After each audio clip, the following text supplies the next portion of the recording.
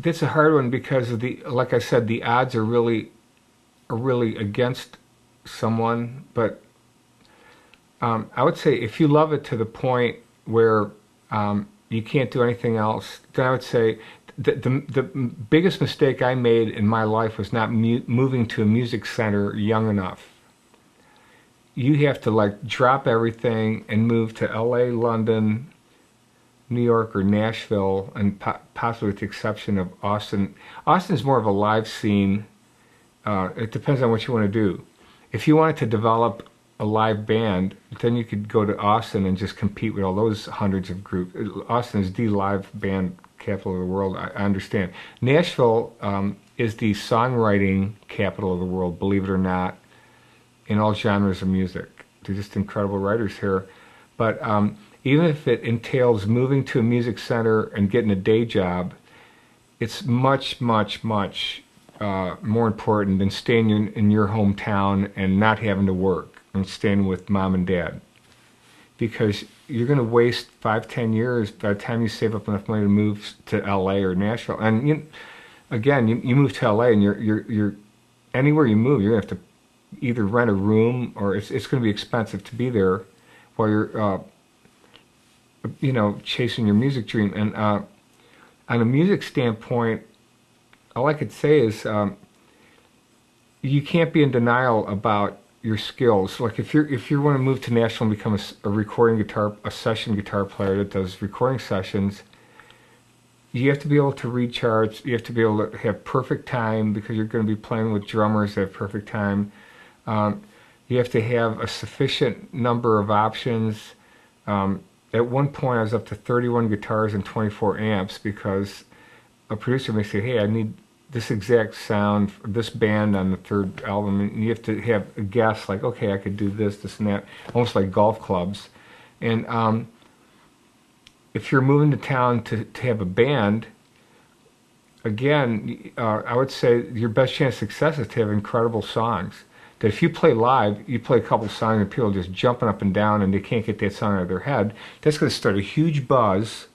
And say you move to LA and you created a huge club buzz, well, sooner or later that's going to get out and it's going to increase the chances of a record label guy or a guy that does independent record producer that's great and has had success to come and check you out to see what all the buzz is about. But and the band should strive to sound live, to have quality.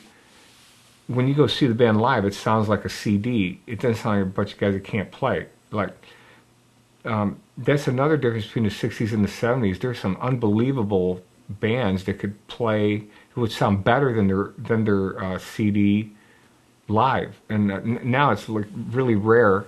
So I would say song quality and live performance would up your chances of getting noticed to when you move to a music center and creating a buzz.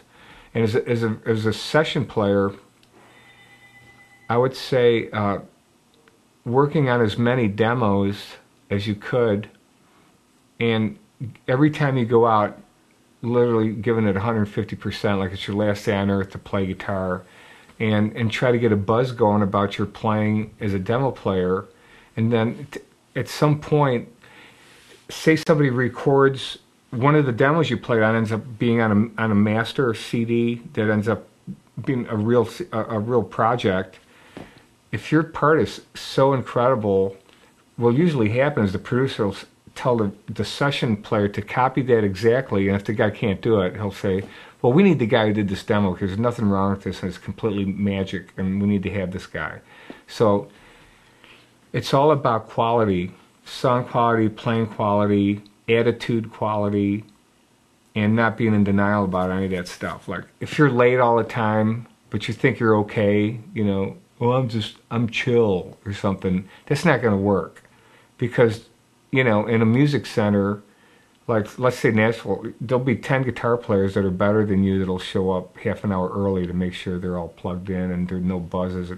So you have to be really, really vigilant and have a fantastic work ethic is another thing. If you don't have good work ethic, music and substance, you have substance abuse going. I don't care if it's having beers or anything. most of the bands that you think are on drugs are usually not on drugs, and when they're doing their record, have huge. I had a chance to work in Atlanta at Southern Tracks where they do, Korn, Rage Against the Machine, like a lot of like kind of heavier rock stuff. And I'd ask the engineers, I'd go like, so are these guys like high the whole time? They go, oh no, they're like really, really hard working. They'll start at 11 and go to 3 in the morning, and just you have to have a huge work ethic, and you have to really, if you're in denial about your substance abuse, music's the wrong business.